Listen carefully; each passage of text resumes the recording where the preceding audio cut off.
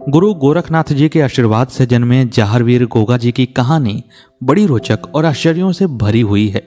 कहीं कहीं तो यह कहानी ऐसे अलौकिक चमत्कार से गुजरती है कि आप दांतों तले उंगली दबाने को मजबूर हो जाएंगे। परंतु गोगा जी स्वयं असाधारण थे, तो उनकी कथा भला साधारण कैसे होगी। पृथ्वीराज चौहान के पूर्वज रहे गोगा जी ने गौ रक्षा के लिए अरब में जाकर वहां के बादशाह को सेना सहित काट डाला था और नागलोक के पौराणिक सर्प तक्षक को क्षमा मांगने पर विवश कर दिया था। वे योद्धा होने के साथ साथ महान प्रेमी भी थे, जिन्होंने स्वप्न में किए गए अर्ध विवाह को पूर्ण करने के लिए आमेर के राजा तारा सिंह से भयंकर युद्ध किया और सर्पों के नाश को भी उद्यत हो गए। तो आखिर यह युद्ध क्यों हुआ था? गोगा जी की प्रेमिका राजकुमारी सिरियल कौन थी? और स्वयं गुरु गोरखनाथ जी के शिष्य श्री जाहरवीर गोगा जी की पूरी कहानी क्या है? आइए इस वीडियो में विस्तार पूर्वक जानते हैं। बस आपसे अनुरोध है कि आप चैनल को सब्सक्राइब करके इस वीडियो को लाइक करके इसे अन्य लोगों के साथ शेयर अवश्य कीजिएगा। अब आइए आरंभ करते हैं। 7वीं शताब्दी के राजस्थान के एक राज्य के राजा हुए गंगाराव चौहान जी। कहते हैं कि वे इतने बलशाली और सुंदर थे कि उनकी चर्चा देवलोक तक होती थी। एक किंवदंती के अनुसार उनकी पत्नी स्वयं उर्वशी ही थीं। उन्हीं गंगाराव चौहान जी के पुत्र हुए कलेंद्र सिंह, कलेंद्र सिंह के पुत्र हुए कुंवरपाल सिंह और कुंवरपाल सिंह के पुत्र हुए अमरपाल सिंह। अमरपाल सिंह भी अपने पूर्वजों की तरह ही पराक्रमी थे। उन्होंने सांभर और ददरेवा के प्रदेशों को जीता और एक विशाल राज्य की नींव रखी। अमरपाल सिंह की 3 संतानें हुईं, जिनमें से कि 2 पुत्र थे और 1 पुत्री थी। पुत्रों के नाम थे जेवर या जुरावर सिंह, नेवर या घेवर सिंह तथा पुत्री का नाम था छबील दे। उन दोनों पुत्रों का यानी कि जेवर सिंह और नेवर सिंह का विवाह सिरसा पाटन के राजा कुंवरपाल की जुड़वा बेटियों काछल और बाछल के साथ हुआ। इस प्रकार वे दोनों अपने वैवाहिक जीवन का आनंद उठाने लगे। लेकिन कहते हैं ना कि दैव बहुत बलवान होता है। अधिक समय बीत जाने के बाद भी जेवर और नेवर को कोई संतान नहीं हुई। यह देख करके राजा उमरपाल उदास रहने लगे। वे सोचने लगे कि क्या मैं अपने जीते जी पौत्र का मुख नहीं देख पाऊंगा? क्या मेरे राज्य का कोई वारिस नहीं होगा और मेरा वंश यहीं पर समाप्त हो जाएगा? यही सब सोचते हुए उमरपाल उदास रहते और इधर जेवर और नेवर की भी उदासी का कोई ठिकाना नहीं था, क्योंकि जनता इतने दिनों तक निसंतान रहने के कारण उन दोनों के लिए अमंगल सूचक शब्दों का प्रयोग करने लगी थी। कहते हैं कि एक बार जेवर सिंह अपनी उदासी में भरे हुए निद्रा की गोद में आराम कर रहे थे कि तभी सपने में उन्हें नारद जी के दर्शन हुए। नारद जी ने उनसे उनकी उदासी का कारण पूछा और कहा कि आप अपनी पत्नी से कहिए कि वह गोरखनाथ की लौ जलाएं। गोरखनाथ ही इस समय धरती पर भगवान शिव के अंशावतार की तरह हैं। उनकी कृपा होगी तभी आपको पुत्र की प्राप्ति होगी, नहीं तो आपके और आपकी पत्नी के भाग्य में 7 जन्मों तक संतान नहीं लिखी है। इस सपने को देखने के बाद जेवर सिंह की आंखें खुल गईं। उन्होंने अपनी पत्नी बाछल से कहा कि तुम ऐसा ही करो। सपने में देवर्षि नारद आए थे और उन्होंने गोरखनाथ जी की लौ जगाने की बात कही थी। तुम यह काम करो। माँ बाछल गोरखनाथ जी की जोत जगा करके उनकी प्रतीक्षा करने लगी। वे पूरे आत्मविश्वास के साथ गुरु गोरखनाथ की प्रतीक्षा करती और सोचती कि कब गुरु आएंगे और मेरे दुख से मुझे मुक्त करेंगे। इधर एक दिन जेवर सिंह सुबह सुबह अपने महल से बाहर हवा खाने के लिए निकले तो रास्ते में एक मेहतरानी यानी कि सफाई कर्मी झाड़ू लगा रही थी। जैसे ही मेहतरानी ने जेवर सिंह को देखा तो उसने बुदबुदाते हुए ही कहा कि आज पता नहीं दिन कैसा होगा, सुबह सुबह ही निपूते का मुंह देख लिया है। उसकी बुदबुदाहट इतनी स्पष्ट थी कि वह जेवर सिंह के कानों तक जा सके। जेवर सिंह ने सुना तो वे तिल मिलाकर रह गए। उनके दुख का पारावार नहीं रहा। जेवर सिंह राजकुमार थे। यदि कोई क्रूर राजकुमार होता तो मेहतरानी को मृत्यु दंड भी दे सकता था, लेकिन जेवर सिंह के हृदय में करुणा का सोता बहता था। उन्होंने मेहतरानी को कुछ नहीं कहा, पर अपने हृदय में घाव लेकर के महल में वापस लौट गए। महल में आकर उन्होंने राजपुरोहित से इस बारे में बात की। राजपुरोहित ने कहा कि मैं तो इसमें कुछ कर नहीं सकता हूं, पर आपको इतना सलाह दूंगा कि आप ऋषियों मुनियों की सेवा कीजिए। उन्हीं में से कोई पहुंचे हुए महात्मा ऐसे होंगे जो आपको आशीर्वाद के रूप में संतान दे सकते हैं। इस पर जेवर सिंह ने कहा कि आखिर ये ऋषि मुनि मिलेंगे कहाँ? कोई भी हमारे यहाँ तो आता नहीं। तब राजपुरोहित ने कहा कि आप एक बाग का निर्माण कराइए। वह बाग ऐसा होना चाहिए कि उसकी चर्चा पूरे देश भर में हो।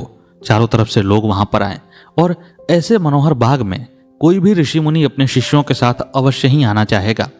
जेवर सिंह एक राजकुमार थे। उन्होंने राजपुरोहित की बात मानी और एक 9 लखा बाग का निर्माण करवाया। 9 लखा इसलिए कि कहते हैं कि उसमें 9 लाख पेड़ लगाए गए थे। जगह जगह बावड़ियां बनाई गईं, कुएं खुदवाए गए और सुगंधित सुगंधित तरह के पुष्प भी लगाए गए थे। बाग इतना मनोहर था कि उसकी तुलना इंद्रलोक के बगीचे से की जाने लगी थी। लेकिन जब बाग बनकर परिपूर्ण हुआ तो एक दिन जेवर सिंह उस बाग में घूमने के लिए गए। कहते हैं कि जेवर सिंह का पांव जैसे ही उस बाग में पड़ा, बाग के सारे पौधे सूख गए, बावड़ियां सूख गईं और कुएं भी सूख गए। यह देखकर जेवर सिंह की हताशा और अधिक बढ़ गई। वे अपने आप को कोसने लगे। उन्होंने कहा कि क्या मैं इतना अशुभ हो गया हूं कि आम जनता तो आम जनता, पेड़ पौधे, कुएं और बावड़ियां तक मेरा मुंह नहीं देखना चाहते। यह सोचकर इस घाव को हृदय में लिए हुए जेवर सिंह महल में लौट गए और वे बाहर निकलना भी कम कर दिए थे। और इधर मां बाछल की गुरु गोरखनाथ जी की जोत लगातार जलती रही। उस समय गुरु गोरखनाथ गौड़ीय देश यानी कि बंगाल में साधना में रत थे। जब मां बाछल की जोत का प्रभाव बहुत अधिक हो गया तो उन्होंने ध्यान से आंखें खोली और राजस्थान की तरफ अपने शिष्यों के साथ प्रस्थान किया। औघड़नाथ सहित अनेक शिष्यों को साथ लेकर गुरु गोरखनाथ जी उसी 9 लखा बाग में जा पहुंचे जो जेवर सिंह ने बनवाया था और सूख गया था। जैसे ही गुरु गोरखनाथ जी उस बगीचे में पहुंचे तो शिष्यों ने उनसे कहा कि गुरुदेव, इस बगीचे में क्या रुकना, यहाँ न तो फल हैं, न तो कुएं में पानी है और पूरा प्रदेश ही उजाड़ सा प्रतीत होता है।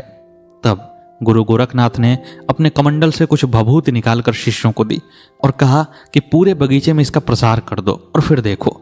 जैसे ही शिष्यों ने पूरे बगीचे में उस भभूति का प्रसार किया तो उनके देखते ही देखते पेड़ हरे हो गए और बावड़ियों में, कुओं में जल भर गया। उसके बाद गुरु गोरखनाथ जी ने वहीं पर डेरा जमाया और अपने शिष्यों से कहा कि जाओ भिक्षा मांग कर ले आओ, और वे साधना में बैठ गए। उन्हीं में से उनके एक शिष्य थे औघड़नाथ। औघड़नाथ जब भिक्षा मांगने के लिए जोरावर सिंह के महल के पास पहुंचे तो उन्होंने आवाज लगाई कि क्या कोई पुत्रवती, कोई संतानवती महिला है जो इस भिक्षुक को भिक्षा दे सके। औघड़नाथ की इस पुकार को सुनकर मां बाछल का हृदय भर आया, आंखों में आंसू आ गए और वे रोती हुई सी बाहर निकली और कहा कि हे गुरुदेव, हे सन्यासी, क्या कोई ऐसी अभागी जिसका कोई पुत्र नहीं है, उसके हाथों से आप भिक्षा नहीं ले सकते हैं? क्या निसंतान मां किसी को भिक्षा भी नहीं दे सकती है? मां बाछल को इस प्रकार दुखी देखकर औघड़नाथ जी ने उन्हें परामर्श देते हुए कहा कि इस समय तुम्हें किसी प्रकार का दुख नहीं करना चाहिए, क्योंकि इस समय गुरु गोरखनाथ जी यहाँ पधारे हैं। आप उनकी शरण में जाओ और उनसे संतान के लिए प्रार्थना करो। उनकी कृपा होगी तो आपको संतान अवश्य मिलेगी। अब मां बाछल ने तो जोत जलाकर ही रखी थी। जब उन्हें संकेत मिला कि गुरु पधारे हैं तो वे दौड़ी दौड़ी उसी बगिया में गई जहां पर गुरु जी ने ध्यान लगाया था। कहते हैं कि मां बाछल ने उनके ध्यान के टूटने की प्रतीक्षा की और जब गुरु गोरखनाथ का ध्यान टूटा तो उन्होंने मां बाछल से कहा कि मांगो पुत्री, क्या चाहती हो? तब मां बाछल ने अपनी कामना बताई। उन्होंने कहा कि मुझे संतान चाहिए। गुरु गोरखनाथ जी ने मां बाछल की तरफ देखा और फिर ध्यान लगाया। जब ध्यान की भूमि से वे वापस उतरे तो उन्होंने कहा कि तुम कल आना, मैं कल तुम्हें अभिष्ट वरदान दे दूंगा। मां बाछल खुशी खुशी अपने महल में लौट गई और इधर काछल, जिनको की भी संतान नहीं उत्पन्न हो रही थी, उन्होंने इस घटना को सुना तो वे जलन से भर गईं। उन्होंने सोचा कि बाछल पुत्रवती हो जाएगी और मैं निपूती रहूंगी तो मेरा कोई मान नहीं रहेगा। वे दोनों जुड़वा बहनें थीं और देखने में एकदम हूबहू एक जैसी लगती थीं। इसीलिए काछल ने एक छल रचा। वे मां बाछल के जाने के समय से 1 घंटे पहले ही गुरु गोरखनाथ जी के पास पहुंच गईं। गुरु गोरखनाथ जी उन्हें देखकर पहचान तो गए, पर भविष्य की बात को समझकर उन्होंने उनसे ऐसा ही व्यवहार किया जैसे कि वे मां बाछल हों। गुरु गोरखनाथ जी ने उन्हें आशीर्वाद देते हुए कहा कि जाओ, तुम्हें 2 तेजस्वी पुत्र प्राप्त होंगे। वे बड़े वीर होंगे और उनके चलते तुम्हारा नाम इतिहास में अमर होगा। काछल को ऐसा आशीर्वाद देकर के गुरु गोरखनाथ जी उस बगीचे से वापस लौट गए और फिर तय समय पर जब मां बाछल वहां पर पहुंची तो उन्होंने देखा कि धूनी की राख ठंडी पड़ रही है और वहां कोई सन्यासी नहीं है। मां बाछल ने पहले तो सोचा कि मेरी ही किसी गलती के कारण गुरुदेव मुझसे नाराज हो गए होंगे, लेकिन फिर उन्होंने गुरुदेव से मिलने की जिद ठान ली और गुरुदेव के पदचिन्हों को देखते हुए उनके रास्ते पर आगे बढ़ चली। जब माँ बाछल गुरुदेव का पीछा करते हुए उनके पास पहुंची तो गुरु ने आश्चर्य में भरकर पूछा कि अरे तुम यहाँ क्या कर रही हो? मैंने तुम्हें आशीर्वाद तो दे ही दिया था।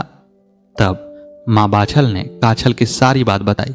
तब गुरुदेव ने पहले तो माँ काछल को श्राप दिया।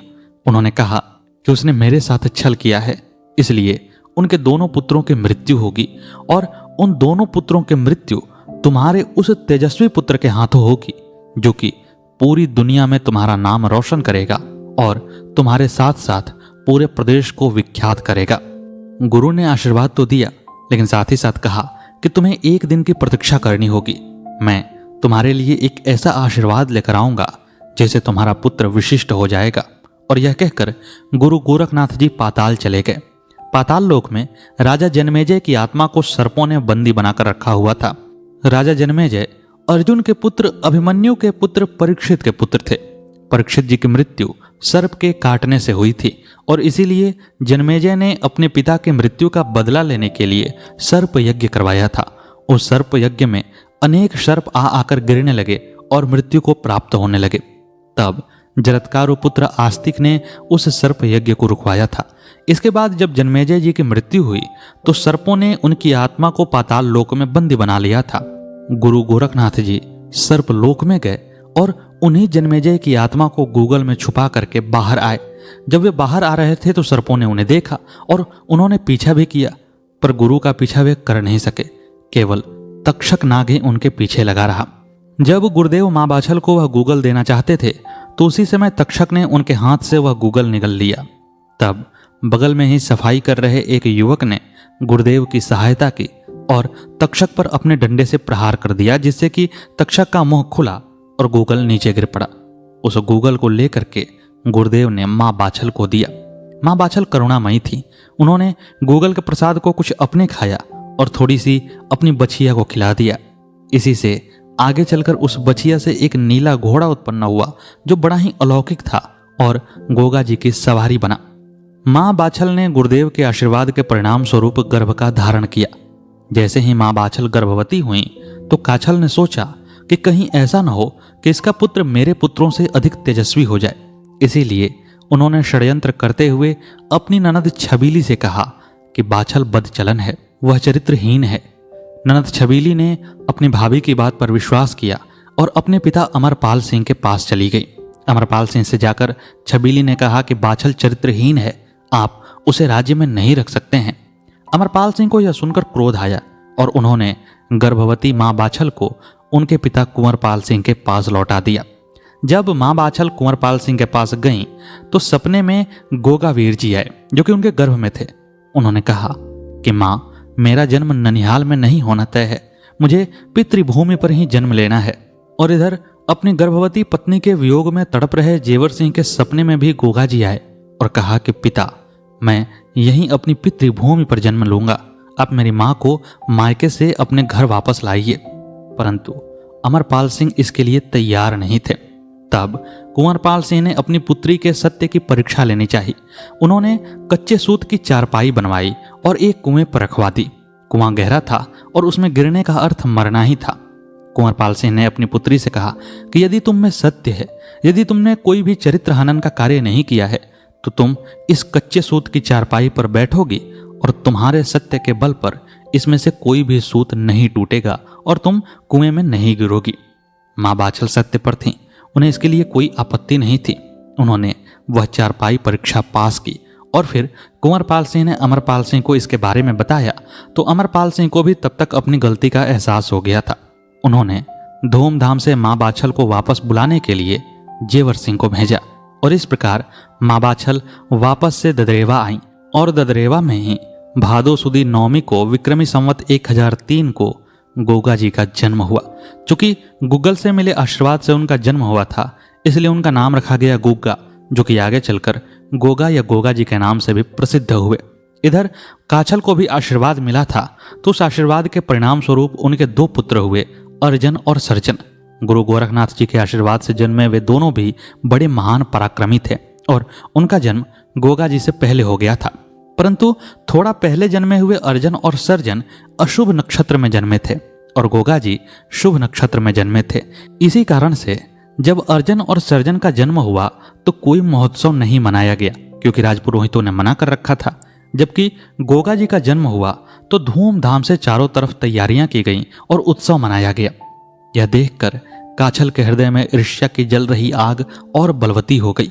वे बचपन से ही अपने पुत्रों को सिखाने लगी कि तुम लोग गोगा को मार डालो, गोगा तुम्हारा दुश्मन है और इसके रहते तुम्हें राज्य नहीं मिलेगा।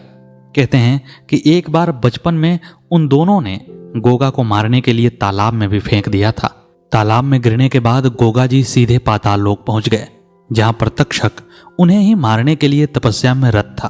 कहते हैं कि तक्षक जन्मेजय की आत्मा गोगा जी को मारना चाहता था और यदि उसकी तपस्या पूरी हो जाती तो वह इसमें सफल भी हो जाता, लेकिन दैव की कृपा से गोगा जी उसके पास गए और उन्होंने उसकी तपस्या को भंग कर दिया।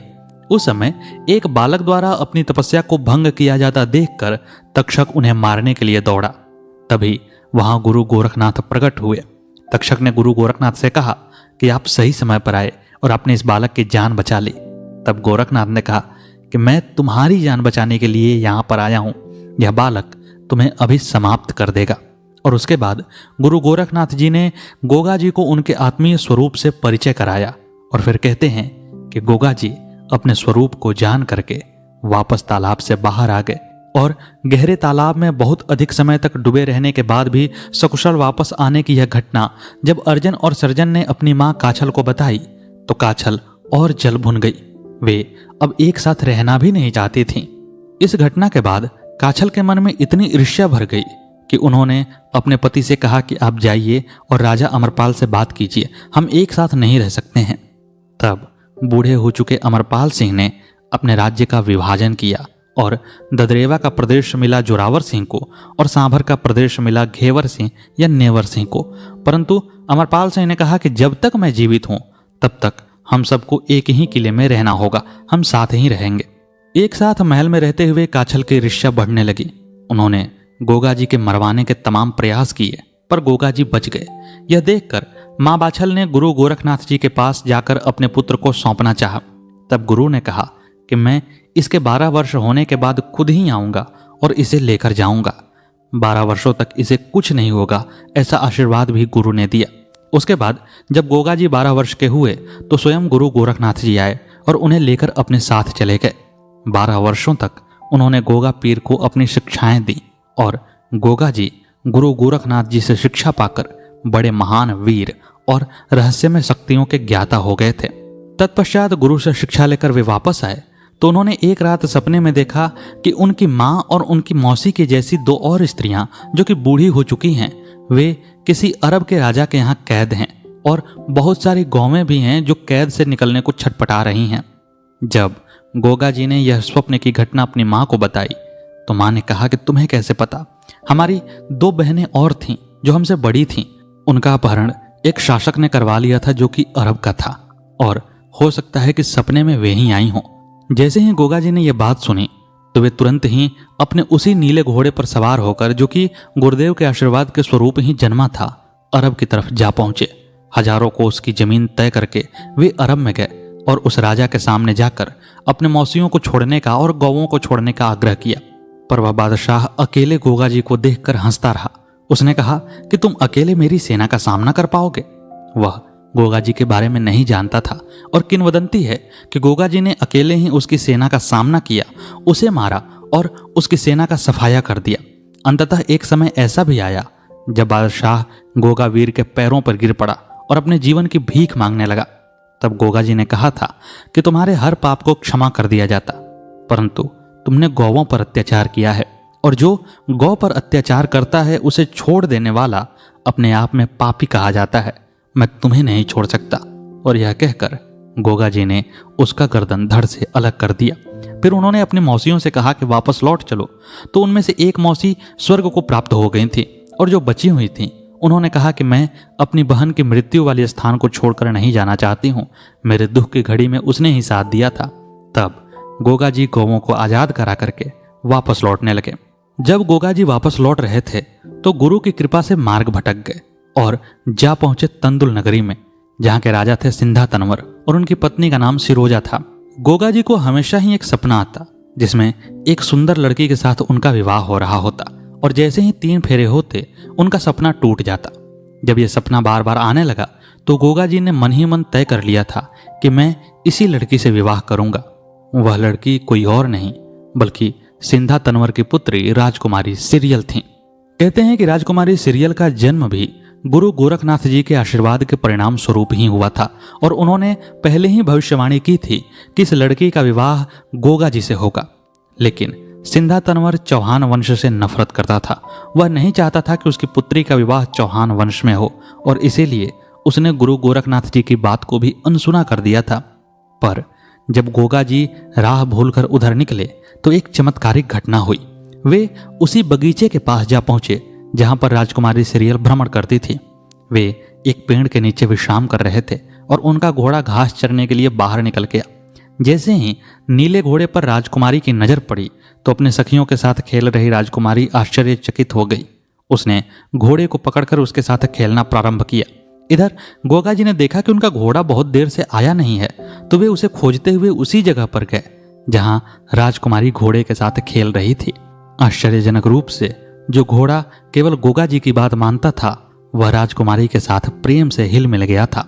गोगा जी ने जैसे ही राजकुमारी को देखा और राजकुमारी ने जैसे ही गोगा जी को देखा तो उन दोनों को अपने अपने स्वप्नों की याद आई और वे दोनों प्रथम दृष्टि में ही प्रेम कर बैठे। पर गोगा जी ने कहा कि मैं तुम्हें अभी लेकर नहीं जा सकता। जब तक तुम्हारे पिता मेरे पिता का यहाँ संदेश नहीं भेजेंगे तब तक मैं बारात लेकर नहीं आऊंगा। ऐसी हमारे यहाँ की प्रथा है। परंतु सिंधा तनवर तो चौहान वंश से खार खाया हुआ बैठा था। वह अपनी पुत्री का संबंध वहां कैसे कराए। लेकिन सिंधा तनवर के यहाँ तंदुल नगरी में एक ऐसा रिवाज था जो कि बड़ा रोचक था।